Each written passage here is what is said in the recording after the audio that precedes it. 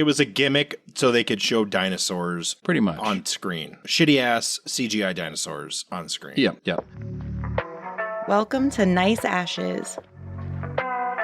Join hosts Mike and Nate for cigars and culture. Let's go beyond the smoke.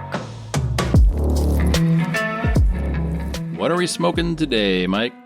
We are smoking the Powstanie San Andreas Robusto, which is a Maduro. Yes. And we should mention at the top that this was provided us by our guest from last episode, Mike Palmer. And yes, thank you. Yes, thank you. And they gave us 2 cigars each, last episodes and this episodes. And we got to choose which one we smoked with Mike. And we decided we're going to smoke this next one, too, on air. And we liked the last one so much that we wanted to try one of their other offerings. And I believe Mike Palmer said that the one we smoked last episode was like his second least favorite of their entire lineup. Not that it's a bad cigar, because we both rated it highly, but I'm curious on how this one goes. So, well, yeah, with a review like that, I'm expecting it to be better than Jurassic Park, Rebirth, Afterbirth, whatever. Oh, don't be so hard on the dinosaurs, Mike.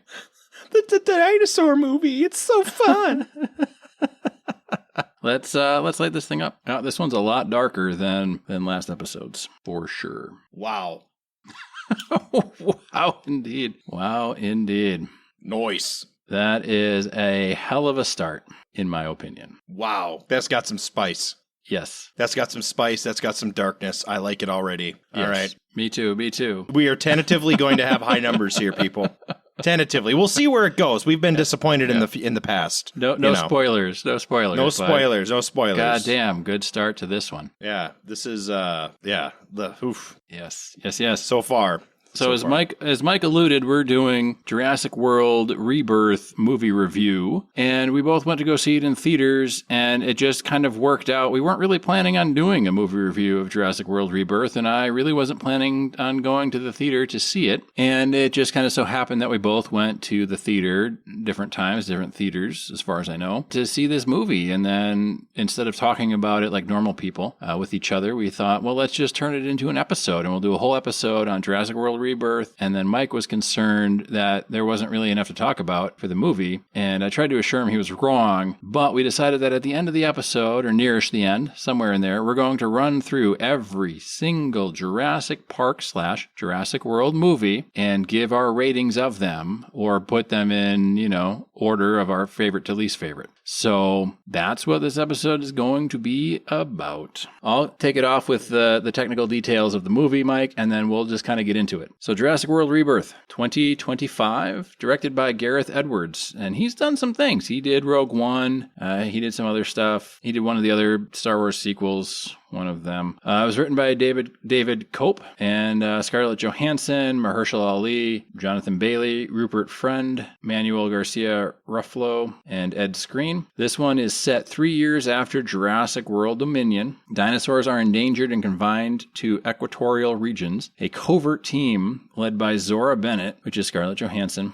is hired to retrieve DNA from 3 colossal creatures with potential to cure heart disease, because we have to have a plot, right? After rescuing a shipwrecked family, both groups become stranded on a hostile island, unraveling hidden agendas and deadly threats. And that synopsis is a lot more interesting than the entirety of the movie was, in my opinion. But we'll get into it. Anything you want to add before we dive into this thing, Mike? No. I will say that the casting was good. Before we get into it, we're going to criticize the movie, I'm sure. Casting was good. Scarlett Johansson is a legend. The other actors were also Mahershala Ali, great actor. Yes. Yeah, so the movie kind of starts and you're, one of the Jurassic World whatevers, Jurassic World subtitles, or post title, right? I don't know if it was Fallen Kingdom, maybe it was Fallen Kingdom or Dominion. Dinosaurs get out, finally, fully, and are living in places, right? Like there's a scene of them running through, tundra or some bullshit. But now we're in, I think, New York City, and dinosaurs are dying because, surprise, surprise, the Earth's climate is not the same as it was millions of years ago. And for me, the beginning was very weird because you're following this guy who seems like he doesn't know what he's doing. And then all of a sudden, Scarlett Johansson is in his car, and she's like, "You wanted to talk to me?" And she's trying to do kind of like like the super covert spy thing, but then they go and talk to like a museum guy,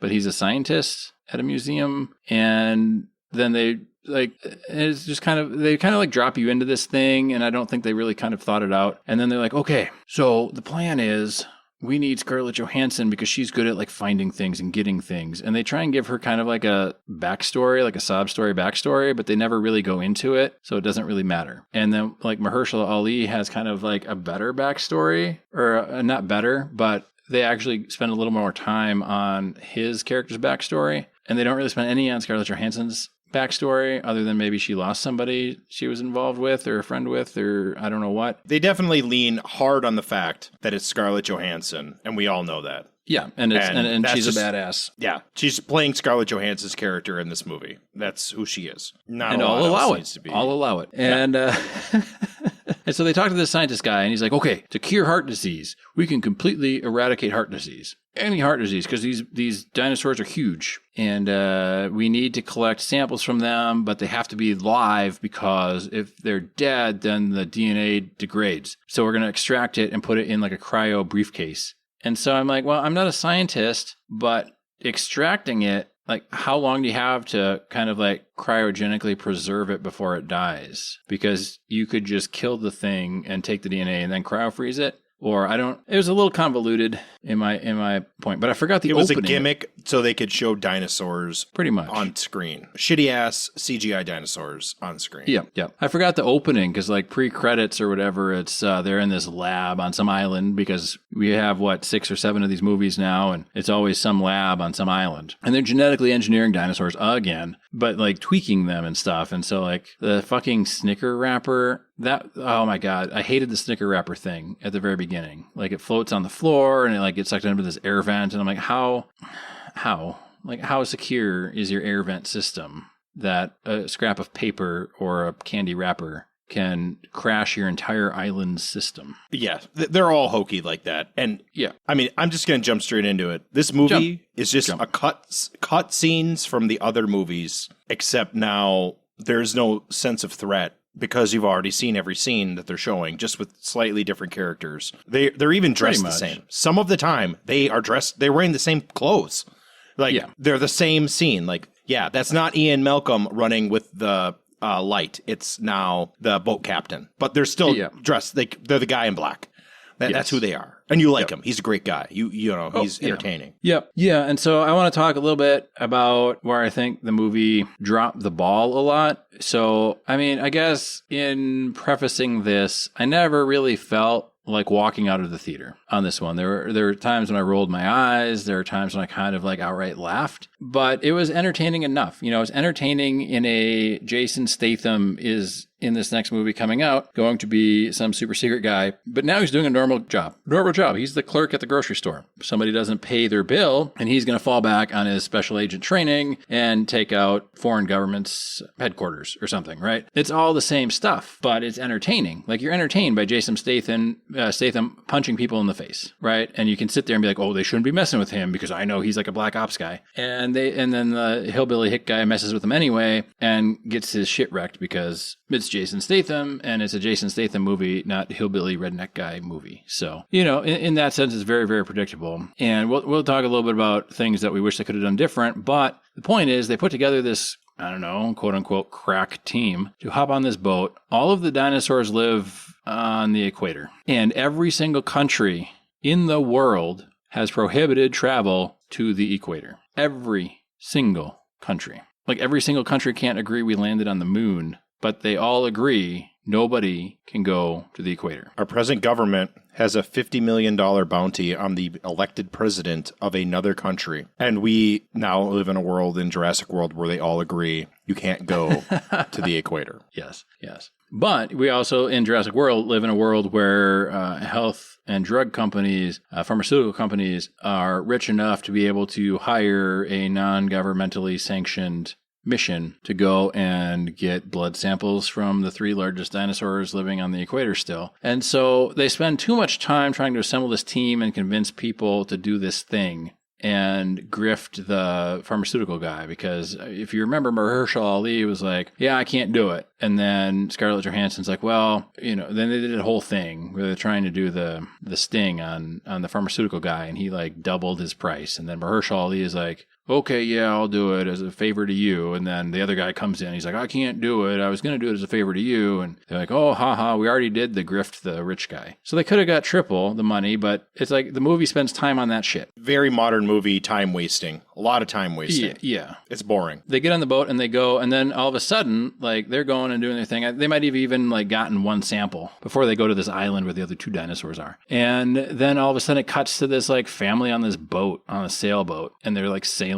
And there's this, and you don't really know, because I didn't know if it was a dad and a mom and like two younger kids. But no, it's a dad and his daughter and the daughter's boyfriend and then his youngest daughter. So the two sisters and like this boyfriend guy who's a stoner. And he's like, oh, I've been like sailing this boat for 24 hours or something, the dad. He's like, tell your boyfriend it's his turn. But he doesn't ever say boyfriend. So you don't really know who anybody is. And if I wouldn't have read it right now, I would not have remembered Scarlett Johansson's character's name is Zora, of all things. Like, I left the movie and I was like, I don't know what any of the character names were. So they don't really do a good job of setting up the characters, setting up much of why anybody's doing anything other than, as Mike says, to show off CGI dinosaurs. And so they're on this big fucking sailboat, and then the dinosaurs swimming in the water. I don't know what kind. It doesn't matter. Like, tip the boat over, and then they're trying to find like the radio and the first aid kit. And I don't know, the daughter's boyfriend is kind of a dickwad, and Sarah leaned over to me and because he was refusing to take his shift at the wheel. He's like, oh, I just woke up and I'm so well rested, but I need more sleep now. And Sarah's like, I hope he gets eaten first. Well, joke's on you. Nobody really gets eaten. And except the bad guy, right? The pharmaceutical guy. Spoilers. Oh, of course. And then they're like sending out an SOS. And of course, the crack team led by Scarlett Johansson picks up the distress signal, and they have a fight with the pharmaceutical guy. And they decide to go because Mahershala Ali and Scarlett Johansson are mercenaries, right? For lack of a better term. And they decide that they're conscientious mercenaries and want to go save a family. So they go save this family. But the whole point is the entire world banned travel in the equator. So this dad is risking his life and his family's life for a fucking sailboat ride. He is the worst father on earth, and there was no consequence for his action. There was zero consequence, and they tried to paint him as a sympathetic character, and it's like, no, dude, where is the one place on the face of the planet the dinosaurs are? You're sailing there. Do you know how big the ocean is? You can sail almost anywhere else. Anywhere else, man. Zero risk. Zero risk. It's terrible. You're going to sail right here. Terrible. And then have us be sympathetic? No, you're putting everybody in danger. Not to mention Scarlett Johansson in danger. And that I simply will not abide. No, that is not cool.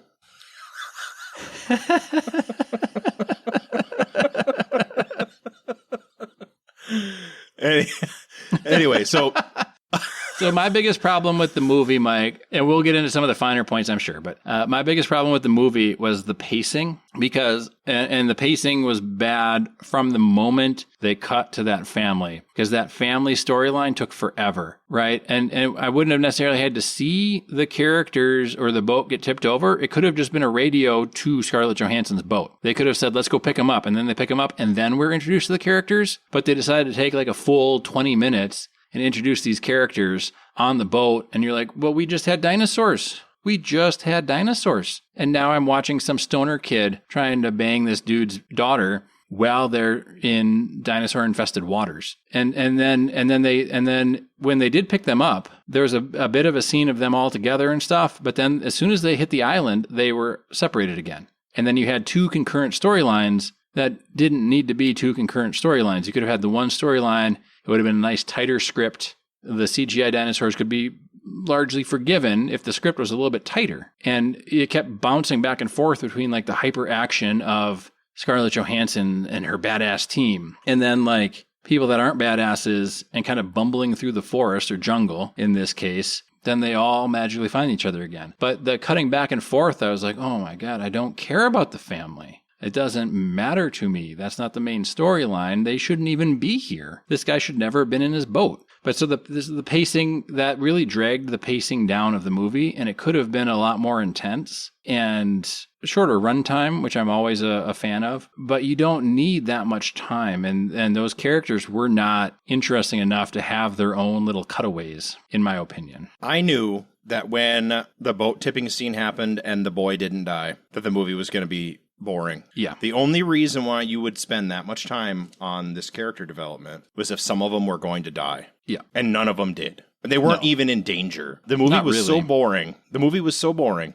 that there was a scene where the young little child who has a little teddy bear was being attacked by a T-Rex, and I went to the bathroom because I knew nothing was going to nothing of importance was going to happen for the next 5 minutes. The T-Rex is going to do all this T-Rexy stuff, and then I'd come back and the girl would be fine, and she would be just totally normal. And that's exactly what fucking happened. She was. Yeah, a surprise. And I felt like as soon as they saw some of these other dinosaurs, because the family saw different dinosaurs on this island than the crack team of mercenaries saw. And so as soon as the T-Rex showed up, I'm like, holy fuck. The only reason this family is here because they want to show you the dinosaurs from the previous movies. And I told my wife afterwards, I'm like, I know the T-Rex is like the big draw for these movies, at least historically. But I'm okay watching a Jurassic World or Jurassic Park movie where they don't show me the T-Rex. I don't need to see the T-Rex. They don't show me velociraptors every time. And I love velociraptors. I think they did show us velociraptors, actually. But, it's like I don't need to see it. There becomes a point where if the T-Rex is kind of the focal point or like the fan service of your franchise, there's ways to not do the fan service thing and make a really good movie. But these filmmakers didn't know how to do that. So they gave you this really boring family subplot, which was so uneven because that guy, the boyfriend guy, his character was whatever the movie needed him to be at that time. So sometimes he was very thoughtful and caring, and the dad was like, oh, I really like your boyfriend now. And then other times he was like, hey, who wants to go hit the bong with me out in the woods and get eaten by dinosaurs, even though we won't? Yeah, he's like, yeah, that was the thing. Like, he had just had this good bonding moment with the dad, and then he's like, oh, it's my watch, because he was finally stepping up to take responsibility. What does he do on his watch? He walks like half a mile away to go pee in the woods, and then all these dinosaurs come to eat him, but they eat each other instead because reasons. But you're like, okay, do you want him to be a likable character or do you want him to be the asshole character? Because the movie hasn't made up its mind yet, and it never does, really. No, it's garbage. But if they would have cut that family shit out, like, I don't need to know their thing. Like, have our first introduction to them is they radio the boat. They go pick them up. The boat's tipped over, beat the shit. They pick them up. They start to learn the characters. They get separated on the island. We don't ever follow them on the island because nobody gives a fuck. They're like a side plot, like a subplot, right? And then they meet up with them later and they're like, how are you guys still alive? And they're like, we don't know. And then they get off the island together. That's perfectly fine. I don't need to know what they did every minute of the time they were on the island. They're not that interesting of characters. Who's interesting is Scarlett Johansson and Mahershala Ali. Those are interesting actors to watch. They've got more story. They've got more plot points. I don't care what the family's doing. She adopts a little, like, I don't know if it was a Triceratops baby or something, but it's dumb. Like, why would you have a domesticated dinosaur in your dinosaur movie of dinosaurs eating people? It's so stupid. It's to the point where every character in the story is just stolen from the other movies, right? You have Ali, who is Ian Malkin, who is also the boat driver. You have Scarlett Johansson, who's like the main character / mercenary chick, who's kind of a hybrid between Laura Dern and like the hunter guy from the second or third movie when they go to the island. Yeah, right? You Chris have Pratt's the other character. mercenaries. Yeah, the other mercenaries are all like the mercenaries from The Lost World, except they're good guys now. And then you have the dad, who is William H. Macy, who is like the divorcee, and then the kids, who are like the little brats that don't ever have any consequences. Then you've got the scientist guy, who's kind of like the Sam Neill character, right? Like, he's the Sam more Neill, science-y, right? He's more sciencey and hot. And then you have the businessman who is literally dressed like the lawyer from the first movie, even with the fucking briefcase with the handcuff. Yeah. Like, he's wearing the same clothes with the same accessory. And he's got the only gun they bring, he found on the island. Which, like, we talked about this before. They didn't even bring guns, man. He found that gun from a crashed helicopter. Remember, he had to hop up and like hit that gun out of the corpse's hand to get that gun. Yes, 32 years 32 years into the existence of dinosaurs, 10 years after they've been loose. Yeah. You're telling me that this world has not come up with some method of small firearm that can be semi-effective against mid-range dinosaurs. You're telling me that there's not a 10 millimeter round. There's not a that is now effective against tranquilizer even, dinosaurs. right? Like an almost instantaneous tranquilizer or electronic taser type thing. There's not an AR platform Yeah. like round that is effective against a dinosaur. You're joking me. Some kind of like that's smoke dumb. grenade, pheromone grenade. I don't know. Something, Whatever. right? Yeah, Like you could anything. literally anything. Yeah. And so he finds this handgun in this crashed helicopter, which has, I don't know, 75 rounds in it, thankfully. Right. Yeah. 75 rounds in a Glock. That's exactly what it is. Without an extended magazine. Just a standard and not like a Glock bit of 17. rust on it sitting out in the fucking brand new. jungle. Fully where the operational. humidity is like 102% all day long.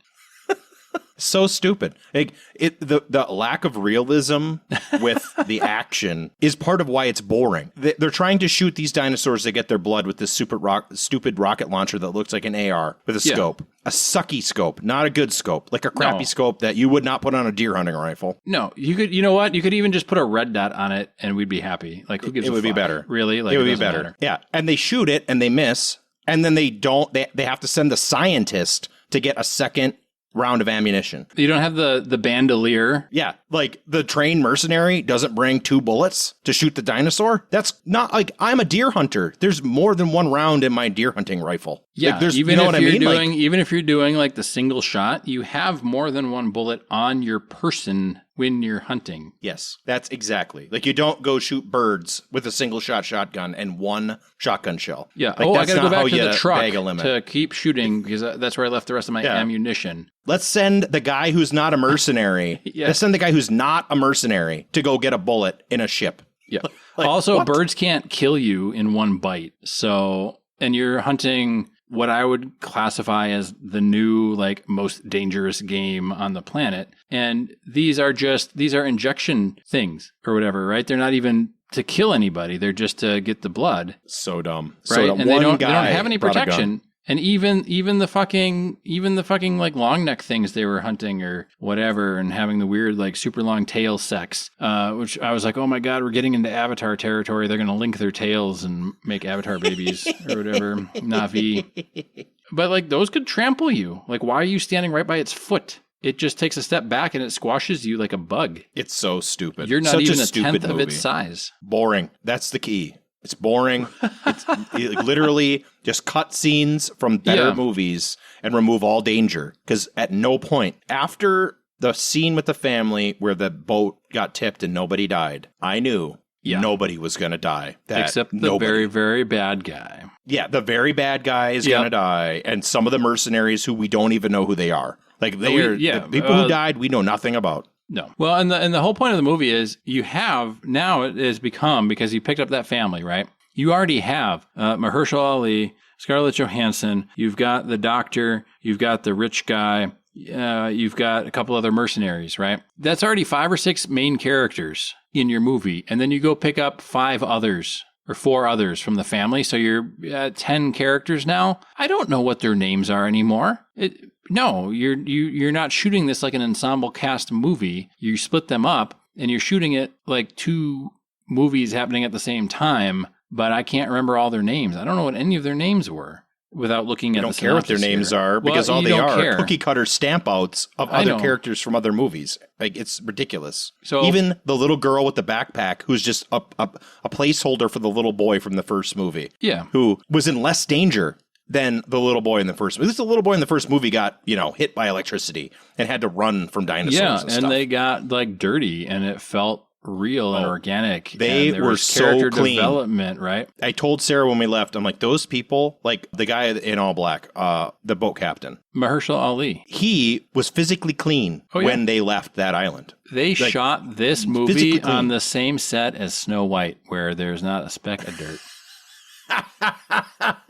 Like, no one was dirty enough. No one. No. I come home from the fishing trip and I am more dirty than these people who supposedly survived in a jungle and dinosaur attacks. Dude, I come in from mowing the lawn or blowing snow and I'm more dirty than anyone in this movie.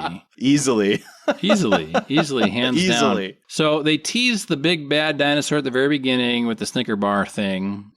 This movie was brought to you by Snickers, I guess. And it was called the D-Rex. And they never showed it in the very beginning except for like the legs, and it's big and it's huge. And so the big reveal is it's the D-Rex, and it's got like a beluga whale head. It's got 4 arms, 2 of the tiny little like T-Rex arms and like 2 like monster arms. So I'm assuming the D stands for differently abled Rex because it looks, and I can't say how it looks, but it looks stupid. Like, I don't know who let that go out of the pitch room. This is our big scary monster, and it looks like a beluga whale with too many legs. It is the dumb Rex. The D stands for dumb. I think it's differently abled, Mike. Differently abled. Yeah. Stupid movie. Don't watch it. I do not recommend.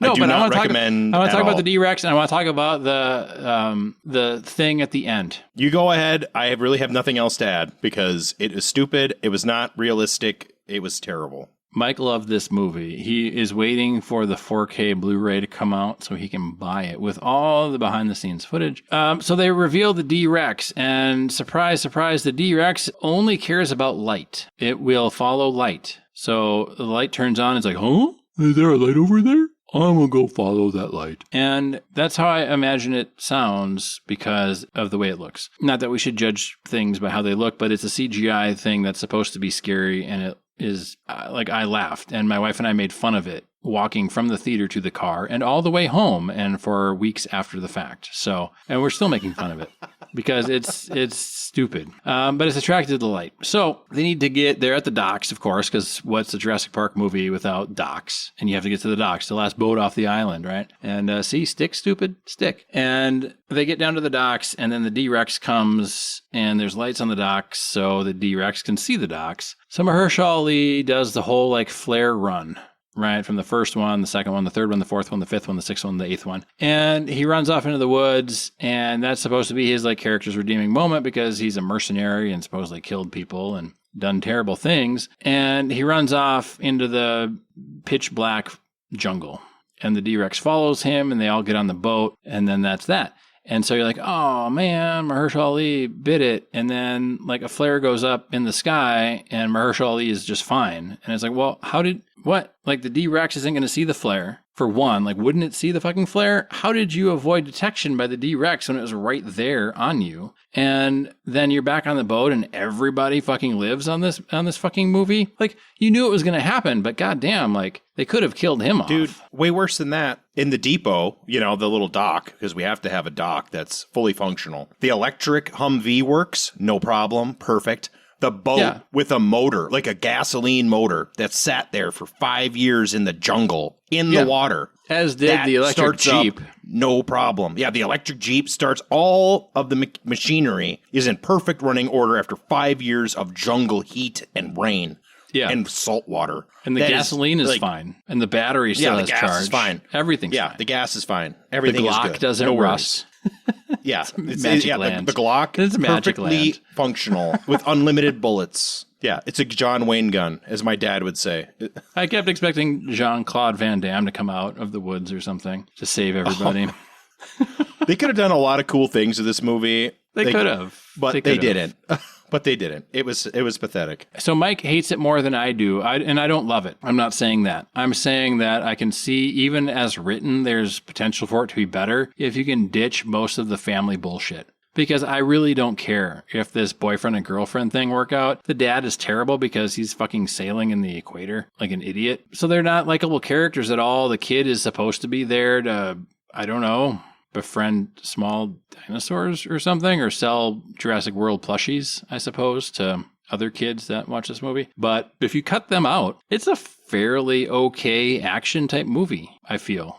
Like I said, I wasn't bored enough to walk out of the theater or anything, but it wasn't very long before I knew I wasn't going to be taking it seriously, and I wasn't really seriously interested in watching it in the first place, and the movie didn't do anything to change my mind. It wasn't even good enough to be a good action movie. Not cool enough tech. not enough action. They needed some sort of future tech, sci-fi tech that would, of course, develop in a world where you have dinosaurs that roam the earth. I mean, they're all genetically created, so have some kind of like next gen DNA eradicator dart or something, right? And that turns them all into frogs. And then they can go around kissing them, turning into princes, right? Yeah, there'd be literally a 10 millimeter round that could penetrate the skin and inject a toxin that could kill like a small dinosaur. I'm not talking about T-Rex. I'm talking like medium size. Realistically, Mike, they would all have some sort of electronic tagging collar that could be remotely detonated that would kill them. Well, I mean... But then you wouldn't have a movie because, the D-Rex is out. Boom, it's dead. Who gives a fuck? Next. Right. My dog has a chip that you can track. I mean, I'm just saying. Yeah. And they did track some of the dinosaurs, but not everything was tagged.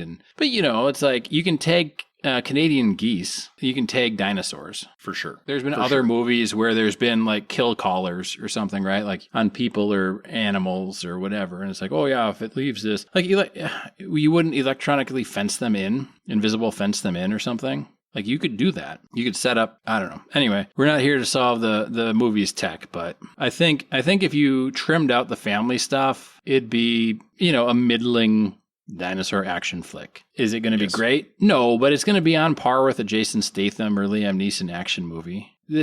All their movies are the same. It's the same script. It's the same story. Oh, he was in this division of Secret Service. Now he's an auto mechanic. Oh, he was in this division of Secret Service. Now he's a beekeeper. Who gives a fuck what he is? It would have been better if Scarlett Johansson would have gotten into a fist fight with the fucking velociraptor or something. Like, you know what I mean? Or if she did the Honey Rider out of the ocean scene from Dr. No. Like anything.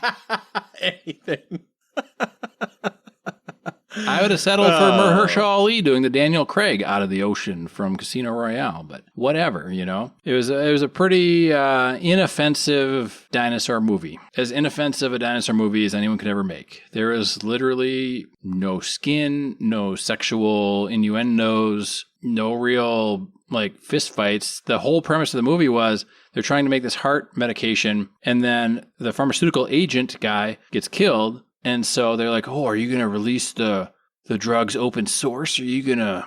Well, the pharmaceutical company still exists and still paid for this whole expedition. So they're going to claim patent on the DNA you just extracted. But then Scarlett Johansson's like, I'm going to release it open source. And it's like, this is a fucking dinosaur movie. Why are you bringing in fucking weird ass healthcare shit that only makes sense to Americans? Because everywhere else you can get your drugs, but not here. So they wanted to do too much. And they didn't spend enough time on the script making it make any sense. We do need to do a cigar check because I'm past halfway. I'm past halfway too. I'm past halfway. Yeah. And then we'll get into the rest of the series. How's that sound? That sounds good. Because obviously Mike does not want to talk about this movie ever again. No, never again. This cigar is awesome. It's mellowed out from the start, which is good. That's a good thing. Yeah, thank God. Very spicy, very dark, very rich. Excellent cigar. I cannot recommend enough so far. Yes. We're not gonna spoil the end, but we don't know. We don't know the end yet. We don't know the end yet. I'm not gonna try to prejudge, but so far it's excellent. Very very good. Very, very nice. I agree with everything Mike said.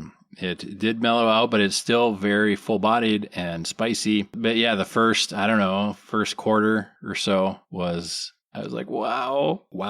It's been a while since we've smoked something this spicy and dark and everything. So really good surprise for me and Mike. It sounds a surprise to be sure, but a welcome one. All right, so let's do the rankings, I suppose. Well, let's walk through the series. I've rated them each out of 10. I pulled my IMDb ratings for all the movies. So I don't know if that's... I want to go through them chronologically, but I can hold my ratings back until the end if you want, Mike. No, we can talk about the ratings. I'll make up ratings as we go. I just ranked. Sure. I just ordered them by where I placed them. Okay, well then you can tell us like this was my favorite, this is my second favorite. Yep, my absolutely. least favorite, so on and so forth. Yep. So we're going to start off the series with the classic, the original Jurassic Park, 1993, directed by Steven Spielberg, starring Sam Neill, Laura Dern, Jeff Goldblum, and Richard Attenborough. And this one, the synopsis, real quick, for those of you who haven't seen it, it should be a priority on your list. A revolutionary theme park populated with genetically restored dinosaurs descends into chaos when security fails and prehistoric predators roam free. I don't know that we need to talk much about the synopsis of most of these movies. They've all been out for several years, if not decades. Yep. I will expound on that or expand on that. Spielberg directed. Williams wrote the music. Michael Crichton assisted in the screenplay. It was produced by Kathleen Kennedy back when Kathleen Kennedy was Michael Crichton's the best. It was based off of Michael Crichton's book, and he also helped write the screenplay. Yes. Produced by Kathleen Kennedy. The cast, every adult in that movie became or already was an A-list actor. Everybody in it. So, excellent movie. 10 out of 10.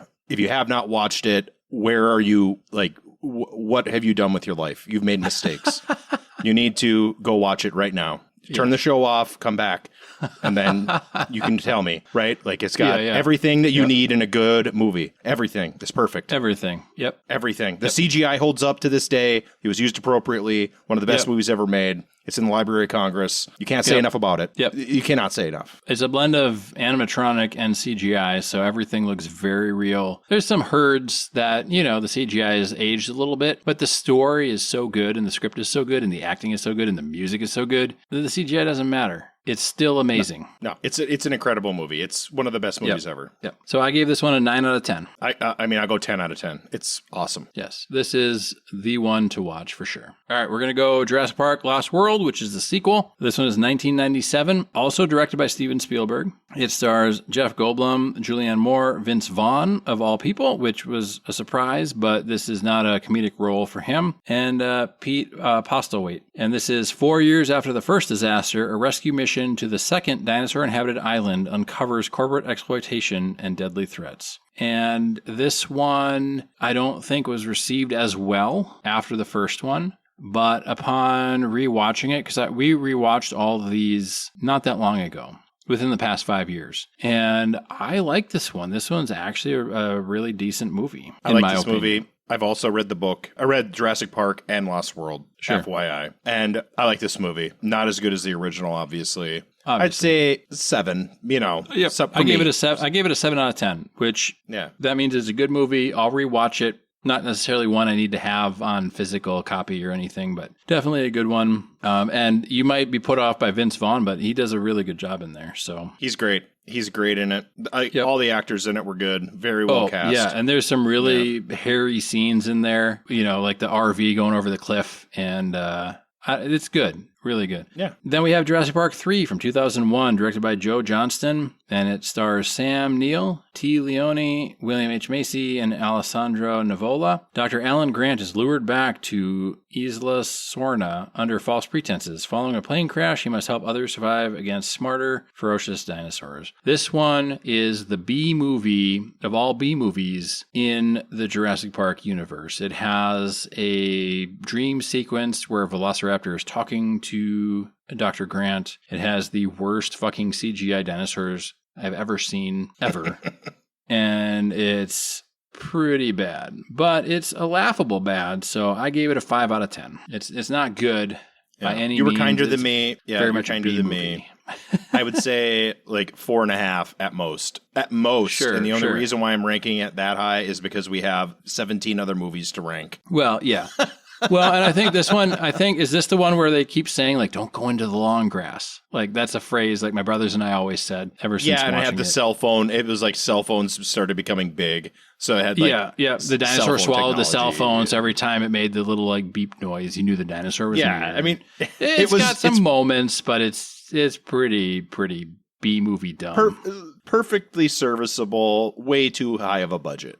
Yeah, it's one of those ones you watch when you're pretty drunk and you're like, I just want something fun to laugh at, and you see these dinosaurs and you just laugh because they went fully away from the animatronics and only did CGI. And these dinosaurs, and there's like a scene where this CGI dinosaur is trying to jump at this plane in a tree, and I'm like, what the fuck why would this? Anyway, people spent money on it, not me. So it's not my fight. All right. Then you go 14 years before the next one, Jurassic World, directed by Colin Trevorrow, starring Chris Pratt, Bryce Dallas Howard, Vincent D'Onofrio, and Ty Simpkins. This is a fully operational dinosaur theme park spirals into disaster when a genetically engineered hybrid escapes and wreaks havoc. And this is the Indominus Rex. Indominus Rex? Whatever. The I-Rex. Whatever. I liked the I-Rex way better than the D-Rex. The D-Rex, the differently abled The D-Rex gave me a direction. Your outie became an innie. But now for Jurassic World, this one came back to the same island. They revisited some of the same locations from the very first movie. I feel like Mike is not going to like my rating on this one. I gave this one an 8 out of 10. I really enjoyed Jurassic World. It was nostalgic in the right ways. It had enough script. It was self-degrading enough in some points where the one character was wearing a Jurassic Park t-shirt and they're like, dude, that was a tragedy. What the fuck are you doing? You know, it was kind of, it poked a little fun at itself. You had characters that mattered. You had the workaholic Bryce Dallas Howard trying to watch her nephews when she's obviously not good with kids. It's almost the same storyline as the first Jurassic Park, but modernized. But they did enough throwbacks. They went back and found a Jeep and they hotwired, got a Jeep to start. They had more trouble starting that Jeep than the guy starting the electric vehicle in the Rebirth. But I gave that one an 8 out of 10. I really liked it. It paid enough homage to the original and did enough new that I was quite thrilled with it. What are your thoughts on this one, Mike? I wanted to hate this movie when I watched it. I will be honest. And Sure.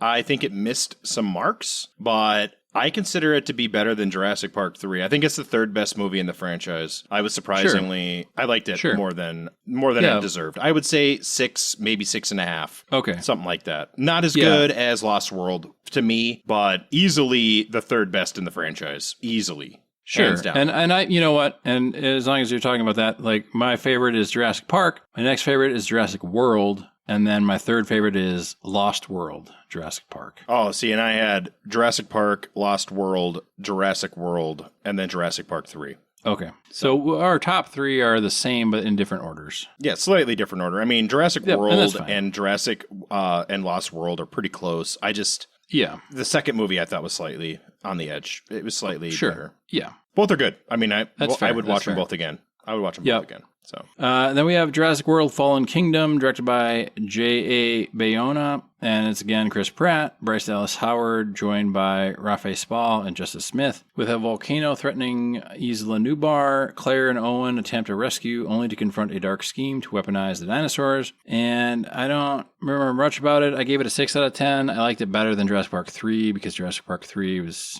in my opinion, not very good, but at the time, I had only seen up to 2018, and we still have Dominion and Rebirth to get into. So I liked Fallen Kingdom slightly better than Jurassic Park 3, but by and large, it's overly forgettable, and who really cares? I thought Fallen Kingdom was a 4 or a 3. I did not care for it. I thought it was perfectly serviceable as an action movie, but it was not original in any way, and it was kind of boring in like the 80s, 90s James Bond kind of way, where it's like, we've seen this too many times. About James Bond, man. Yeah, it's fine. I'm never going to watch it again.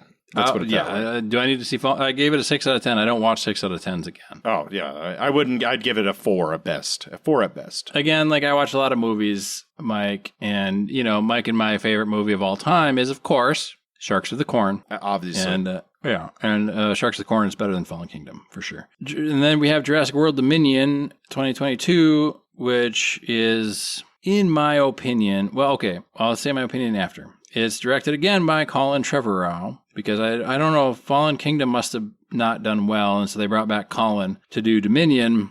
It's Chris Pratt, Bryce Dallas Howard, Laura Dern, Sam Neill, and Jeff Goldblum, even though they have smaller parts. Years after dinosaurs escape into the wild, humans and dinosaurs strive to coexist while confronting the fallout from genetic tampering. Like, the fuck kind of synopsis is that? This one I gave a 3 out of 10. This one's fucking stupid. This is the dumbest one in the entire series. Like, the fucking stupidest one ever. I didn't think it was that bad. I thought it was better than Is this the one where they're Kingdom. bidding on dinosaurs at the end or something? And it's like... I think so. Rescue Mission. Yeah, I think so. Alan Grant, Sandler, and Malcolm Work, you supposed to. No, this is the one where they go to the super science factory in Sweden. Not ringing a bell. This one's fucking stupid. I don't know.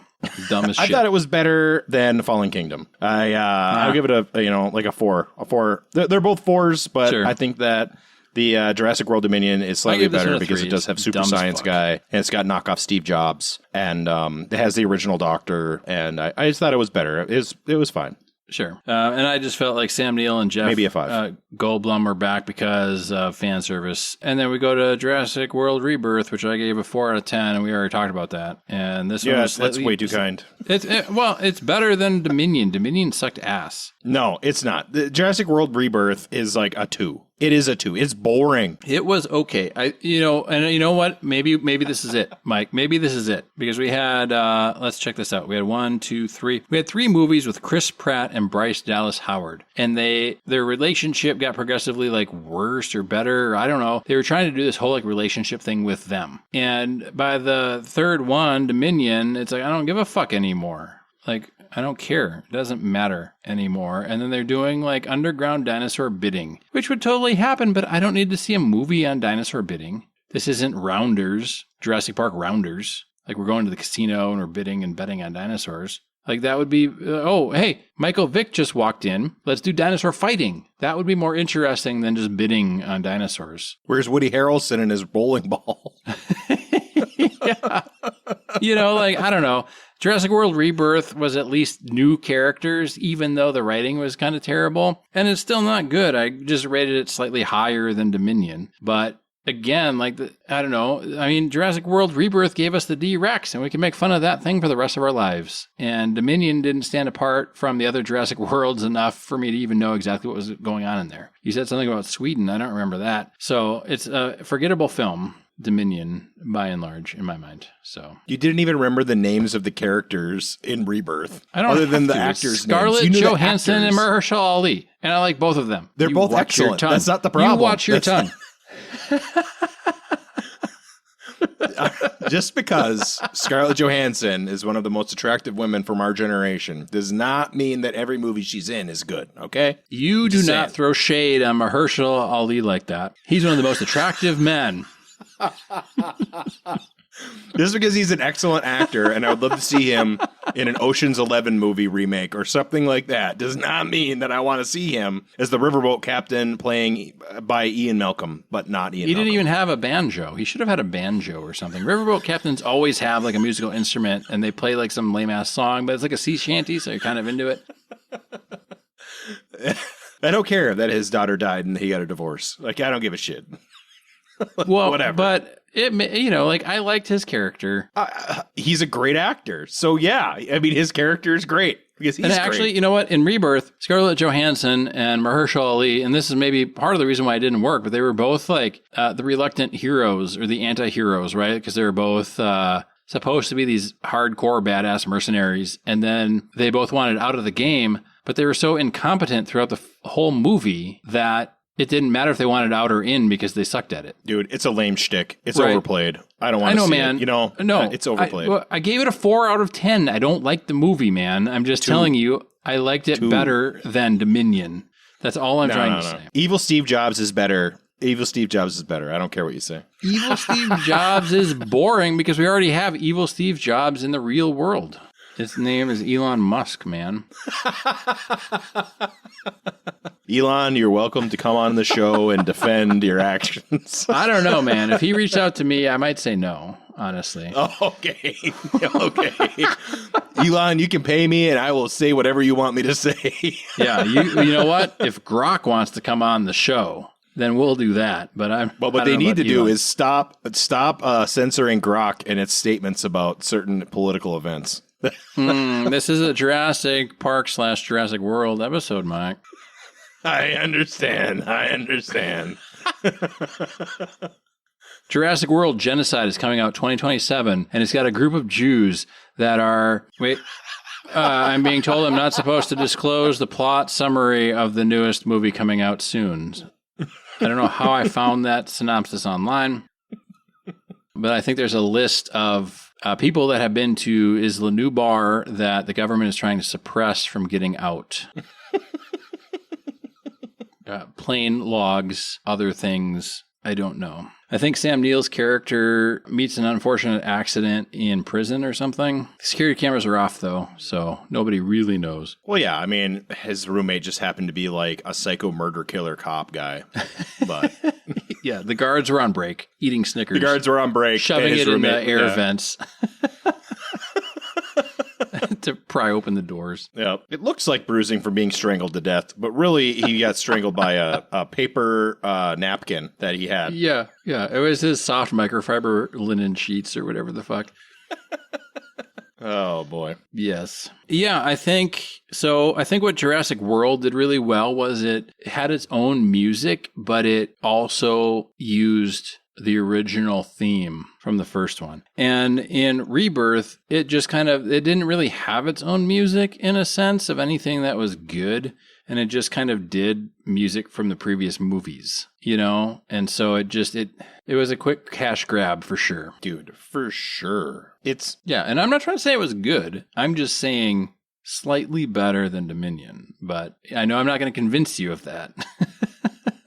You have the right to be wrong. Well, Same as I. Same as I. We have the right to be different. We don't have to be the same.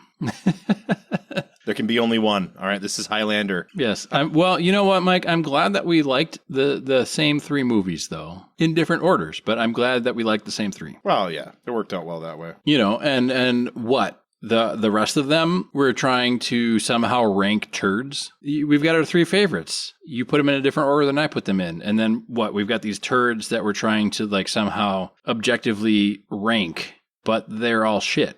So it doesn't really matter. It's similar to like ranking what game bird you like. There's pheasants, there's ruffed grouse, there's quail, and then there's kind of everything else. Yeah, woodcock, snipe, whatever. Goose, duck, any kind of duck. You know? Yeah. Maybe teal is slightly better. I don't know. Doves. Pigeon, I don't know. Yeah, pigeon. A pigeon is... Well, a dove is just a pigeon. No, not a mourning not. dove. Pigeons like are dirty. Ugh. Pigeons are dirty, but like the white doves they release at weddings are just pigeons. They're albino pigeons. Well, yeah, but there's the mourning doves, and mourning doves are good. Yeah, they're not eating French fries in New York City. Or yeah, they're not eating their own poop out of a grain bin that's been abandoned for 35 years. That we know of. There's no documented cases of that. We don't know. I'm not a mourning dove specialist, but someone's gonna be like, "Oh my God, you guys, mourning doves are the grossest bird of all time, and here's why." And then you can come on the show and tell us why mourning doves suck. But I like mourning doves. I like to shoot them. I like whippoorwills. I mean, they're calls, right?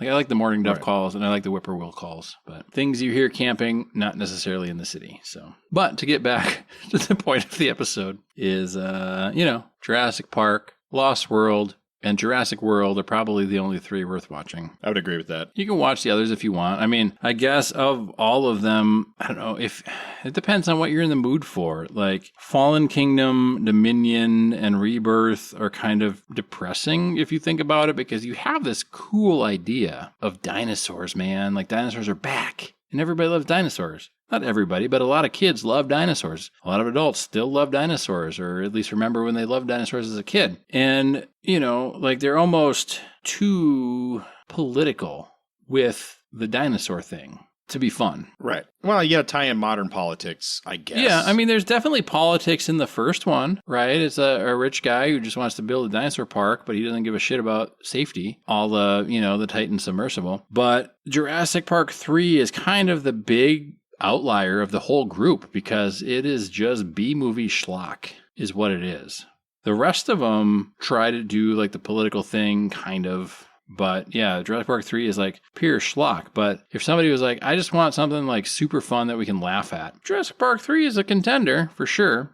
I'd rather watch Sharks of the Corn, but I would way rather watch Sharks of the Corn than almost any Jurassic Park movie. Well, it's, we talk about this with cigars, right? We talk about this with cigars. Like, is this a lawn cutting stick? Is this a fishing stick? Is this a campfire stick? Is this a serious stick? And if you're in the mood for a non-serious movie and you're, inebriated or, just feeling good, you don't have to drink to enjoy movies. But Sharks of the Corn is one of those ones where it's like the plot doesn't really matter. There's nudity, there's blood and guts, and sharks swimming through a cornfield for no reason whatsoever, other than you have to get the boobs and the blood there. So, it's, but it's fun, Jurassic Park 3 isn't really fun in the sense of you've got Sam Neill, William H. Macy, and Tia Leone in a B movie. So they're not necessarily having fun. Right. But it's funny because everything looks terrible. They needed Randy Quaid to finish that equation. Yeah, they did. They really did. And they didn't get him. He was evading taxes somewhere, I think. But yeah, he was busy running. Mm-hmm. Mm-hmm. So I'm at the end of my cigar. I'm burning my fingers. Me too, man. Me too. This one is really good. Dude, I'm having difficulty deciding. Because it's been such a long time since we've had this good of a cigar that I don't want to over rank it. I don't want to over rank it. I'm giving it a 5. This one's fucking good. See, I was above a 5 because I'm looking at our list and the Carb 660, we have it as 6. And then, like, the Hoyo Black, we had at a 6. And, like, the Banker, we had at a 6. I had it at 6.5. Okay. You know, well, the Hoyo Black, you have it at a 7, and I had it at a 6. I'm going to put a 6 because I really think this cigar is excellent. Yeah.